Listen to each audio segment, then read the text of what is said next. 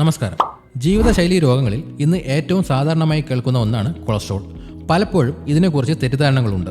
Cholesterol ഉണ്ടോ, എങ്ങനെയാണ് ഇത് കണ്ടെത്തുന്നത്, എന്തൊക്കെയാണ് ഇതിന്റെ ലക്ഷണങ്ങൾ എന്ന സംശയം പലർക്കും ഉണ്ടാകാം. കൊളസ്ട്രോൾ എന്താണെന്നും നമ്മുടെ ശരീരത്തിൽ ഇത് എങ്ങനെ കണ്ടെത്താമെന്നും ഇതിനെ നിയന്ത്രിക്കാൻ എന്തൊക്കെ ശ്രദ്ധിക്കണമെന്നും നോക്കാം. കൊളസ്ട്രോൾ എന്നത് നമ്മുടെ ശരീരത്തിൽ സ്വാഭാവികമായി ഉൽപ്പാദിപ്പിക്കുന്ന ഒരുതരം കൊഴുപ്പാണ്. കോശങ്ങൾ നിർമ്മിക്കാനും ഹോർമോണുകൾ ഉണ്ടാക്കാനും വിറ്റാമിൻ ഡി ഉൽപ്പാദിപ്പിക്കാനും ഇത് അത്യാവശ്യമാണ്. എന്നാൽ ഇതിന്റെ അളവ് കൂടുന്നത് അപകടമാണ്. പ്രധാനമായും 2 തരം കൊളസ്ട്രോളുകളുണ്ട്. LDL കൊളസ്ട്രോൾ, ഇത് മോശം കൊളസ്ട്രോൾ എന്നാണ് അറിയപ്പെടുന്നത്. ഇതിന്റെ അളവ് കൂടുമ്പോൾ രക്തക്കുഴലുകളിൽ കൊഴുപ്പടിഞ്ഞ് ഹൃദയാഘാതം, പക്ഷാഘാതം എന്നിവയ്ക്ക് കാരണമാകാം. HDL കൊളസ്ട്രോൾ, ഇത് നല്ല കൊളസ്ട്രോൾ ആണ്. ഇത് രക്തക്കുഴലുകളിൽ നിന്ന് അധിക കൊഴുപ്പിനെ കരളിലേക്ക് തിരികെ എത്തിച്ച് ശരീരത്തിൽ നിന്ന് പുറന്തള്ളാൻ സഹായിക്കുന്നു. ഇതുകൂടാതെ ട്രൈഗ്ലിസറൈഡുകൾ എന്നൊരു തരം കൊഴുപ്പും നമ്മുടെ ശരീരത്തിലുണ്ട്. ഇതിന്റെ അളവ് കൂടുന്നതും ഹൃദയാരോഗ്യത്തിന് നല്ലതല്ല. കൊളസ്ട്രോൾ പലപ്പോഴും ഒരു നിശബ്ദ കൊലയാളി എന്നാണ് അറിയപ്പെടുന്നത്. കാരണം ഇതിന് പ്രകടമായ ലക്ഷണങ്ങൾ ഒന്നും തന്നെ ഉണ്ടാകാറില്ല എന്നതാണ്. സാധാരണയായി ശരീരത്തിൽ പ്രത്യേകിച്ച് ബുദ്ധിമുട്ടുകൾ ഒന്നും തന്നെ ഉണ്ടാകില്ല. ചിലപ്പോൾ ഹൃദയാഘാതം, പക്ഷാഘാതം പോലുള്ള ഗുരുതരമായ ആരോഗ്യ പ്രശ്നങ്ങൾ ഉണ്ടാകുമ്പോഴാണ് കൊളസ്ട്രോൾ ഉണ്ടെന്ന് പോലും അറിയുന്നത്.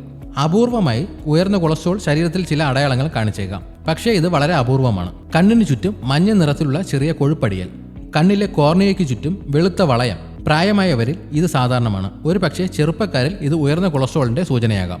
എന്നാൽ ഈ ലക്ഷണങ്ങൾ കൊളസ്ട്രോൾ ഉണ്ടെന്ന് ഉറപ്പിക്കുന്നവയല്ല. രോഗനിർണയത്തിന് പരിശോധനകൾ അനിവാര്യമാണ്. കുടുംബപരമായി ഹൃദയരോഗങ്ങളുടെ ചരിത്രമുള്ളവരും അമിതവണ്ണമുള്ളവരും പ്രമേഹ രോഗികളും ഉയർന്ന രക്തസമ്മർദ്ദമുള്ളവരും ഇടയ്ക്കിടെ പരിശോധന നടത്തുന്നത് നല്ലതാണ്.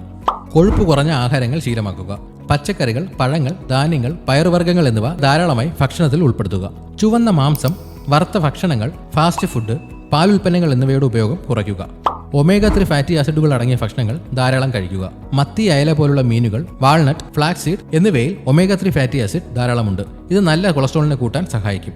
ദിവസവും കുറഞ്ഞത് 30 മിനിറ്റെങ്കിലും വ്യായാമം ചെയ്യുന്നത് കൊളസ്ട്രോൾ കുറയ്ക്കാൻ സഹായിക്കും.